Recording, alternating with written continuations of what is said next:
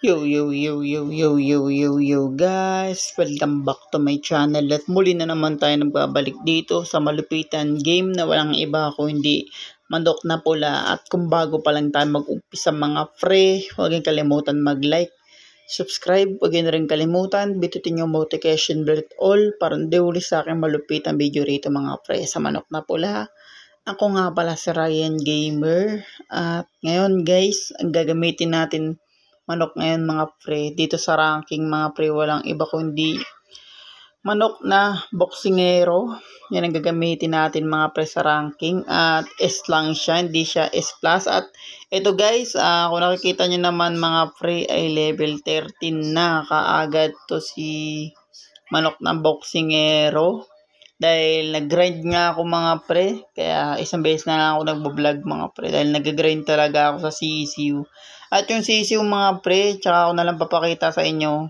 At ito muna guys, sa manok ng boksingero, ang gagamitin natin mga pre dito sa ranking. At ang rank ko na pala rito mga pre ay malapit na tayo mag-epic dahil ginagrind ko rin yung CCU dito.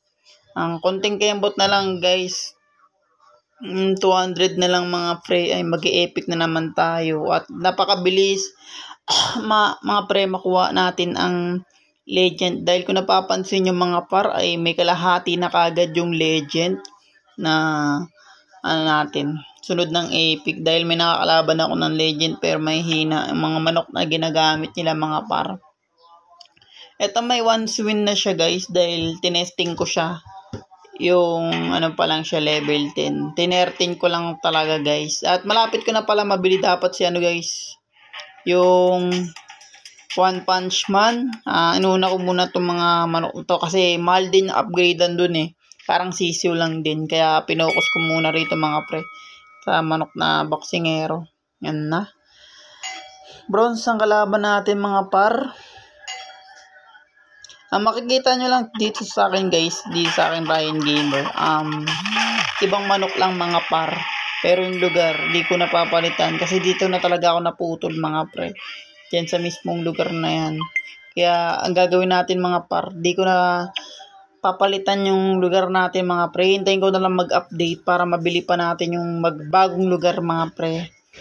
Pero okay na ako dito guys sa buwan, dito na ako mag-i-stay sa buwan kasi dito ko bibili yung monkey pour guys. Pag nakakuha ko na yung monkey pour, yun, talo tayo. Dahil yun guys, sisiw. Yun nga. Dahil sisiw ang kalaban natin, may talo agad tong manok na boksingero mga pre. Dahil kung isipin mo guys, malakas yan. Nice one. At ngayon, ito ulit ang gagawin ko mga pero papakita ko ulit sa inyo hanggang mag-15 to, hanggang mag-18. Papakita ko sa inyo mga par, yung manok na boksingero pag nag-upgrade na to guys. Papakita ko sa inyo, yun. Ang laki talaga ng talo dito guys eh, pag naglarang ka talaga at yung pera na matatalo guys, malaking baksakan kagad. Pero okay lang yan guys dahil yung sisiw nga, nag-grind ako dun sa offline. Kaya marami pa kayong makikitang manok sa akin dito guys na malalakasang manok. Nice one. At ibang bansa ang kalaban natin mga pre. Dahil napapansin nyo sa pangalan niya mga par, nakakaiba.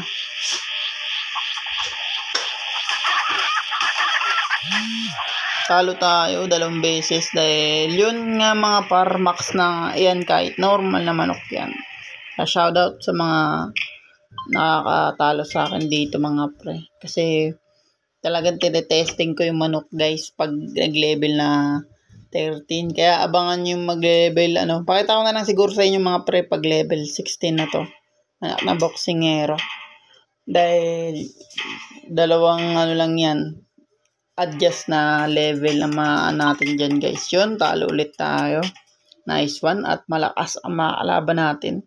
Wala pa siyang talo, 0. Ay naku, alam na this.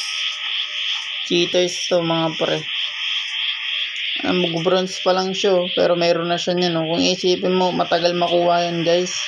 Mga cheaters yan mga yan.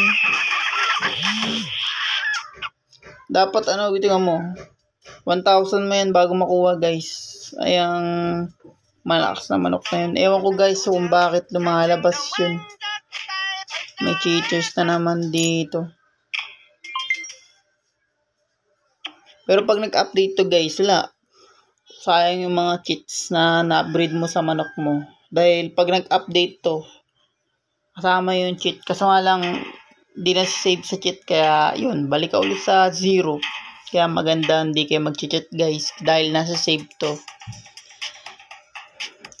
Nakailan loss na ba ako? Kalimutan ko tignan mga par. Kasi minsan naglolo ko to. Walang loss na lumalabas dito sa manok na pula. Sana maganda na yung sunod na update nito mga pre. Matagal-tagal ko pa mga pre makuha yung monkey por. Dahil sa dragon ay ang hirap kahit di siya naka-cheat to. Mano-mano mga pre, ilang araw ko na tinetesting na kunin yung monkey por doon sa dragon mga par. Pero talagang mga pre, mahirap.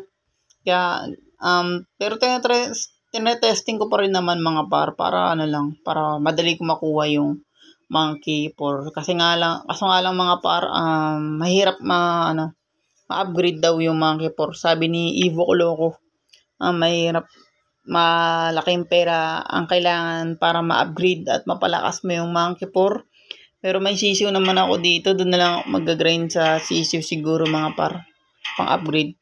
0 loss po, pero ilan na beses nakatalo sa akin guys dito sa manok na boksingero. Madami-dami na din.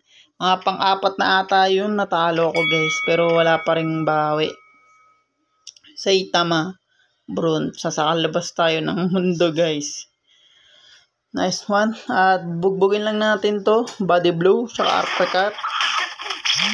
Nice. Yan, panalo tayo mga par dahil yun nga. Wait a minute. Level 13 pa lang kasi tayo mga pre. Kaya binablog ko to ng mga guys, level 13 pa lang itong manok na boksingero. Para tumalon tayo ng level 16. Yan, tapos papakita ko ulit sa inyo mga pre. Improvement, parang gano'n, improvement bagani. Para makita nyo kung gaano kalakas talaga yung manok na boksingero. Sunod na ito guys, ako na lang bahala at papakilala ko na lang sa inyo mga pre. Yung susunod ko pang papalakasin. Yun na guys. Matagal na naglalaro yan guys, kasi kung iisipin mo, mahirap talaga makuha yan sa dragon. At siguro guys, niranggo niya talaga. Parang ganun lang din kasi gagawin ko guys. Iraranggo ko na lang na mythical dahil mahirap talaga makuha yan. Sakto guys, sa buwan tayo. Solid yung yan. Energy ball. Binato niya kay Majin Buu. Kay Kid Buu. Yun, patay. Sabog. Critical condition talaga mga pre. Pag ito kalaban nyo talaga guys. Monkey 4. Kaya solid talaga yan. Na gusto kong makuha pa rin mga pre, yung monkey 4 na yan, pero malabo-labo pa eh. Dahil ilang beses na ako nagta-training guys dun sa dragon eh. As in yung bago pa matapos yung isang taon. Kasi na ngayon mga pre, May. Yun, bago mag-May, na-testing ko talaga mga par. Makuha yung dragon, pero mahirap talaga makuha guys. Pero testing ko pa din. Kaya nagpapalakas muna ako ng ibang manok.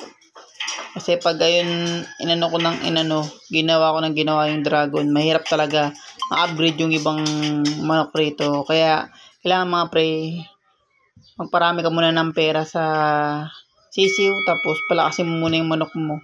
Huwag ka muna mag-focus dun sa dragon guys, kasi ito nga, nahirapan ako. Kaya ito muna inaano ko. Mga normal naman ako. Nakikita nyo naman guys, sa aking Ryan Gamer.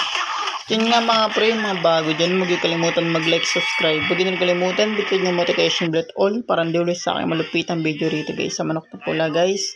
Para hindi kayo mahuli.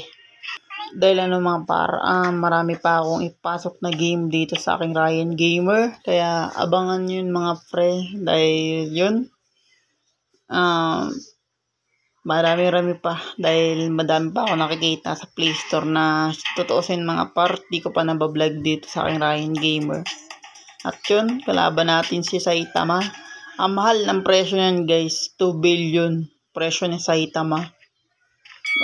Mabibili ko naman kagad yan dahil may sisiw na nga ako. Kaso nga lang, mahirap din mapalakas yan, ma-upgrade yung manok na Saitama. Kaya ito muna mga papalakasin ko guys.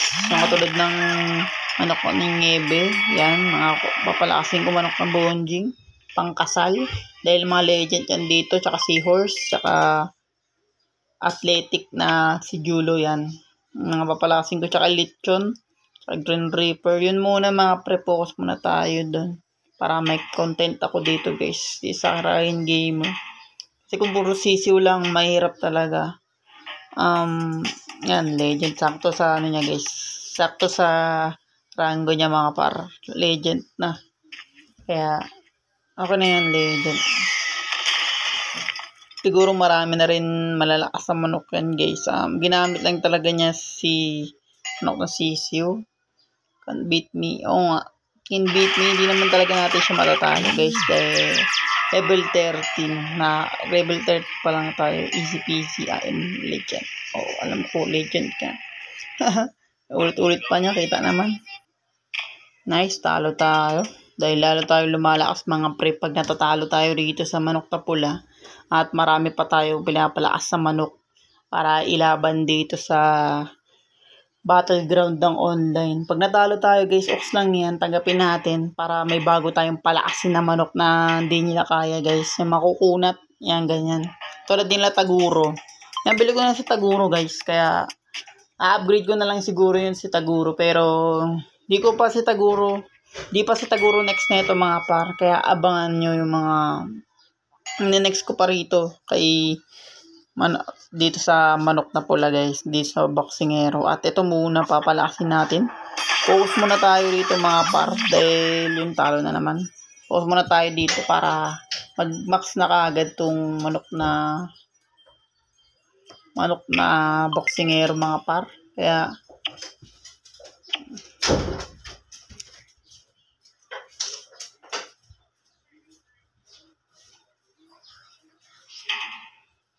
yan, tigay ko naman.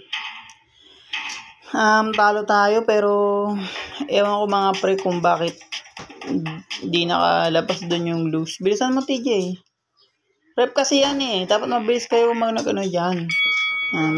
Sige. Yan ang kalaban natin ngayon po today mga pre ay si Monkey D. Luffy. Ang pinakamalakas na pirate guys sa One Piece. Nice. Yung sinuntok ko lang si guys. Inarprekat at binabdeblow ko lang si mga pre. Si Luffy. Ayun. Basag bungo. Kaya ito ang pangit sa guys. Sa ads. Pag pumasok. Tumediretso tayo sa mismong Play Store. Ewan ko guys. Bakit ganyan yung Lazada tsaka Shopee. Pag napipindot yung commercial nila. Dumediretso kagad tayo sa Play Store. At yun nga mga par, kung bago pa lang tayo matapos dito sa malupitan game na Manok na Pula mga par, huwag yung kalimutan mag-like, subscribe. Huwag na rin kalimutan, bitutin yung notification bell all para hindi ulit sa akin malupitan video dito mga pre sa Manok na Pula. Ako nga pala sa Ryan Gamer at maraming salamat sa nagsusupport at nanonood. Mahal na mahal ko kayong lahat guys. Hanggang sa muli and peace out.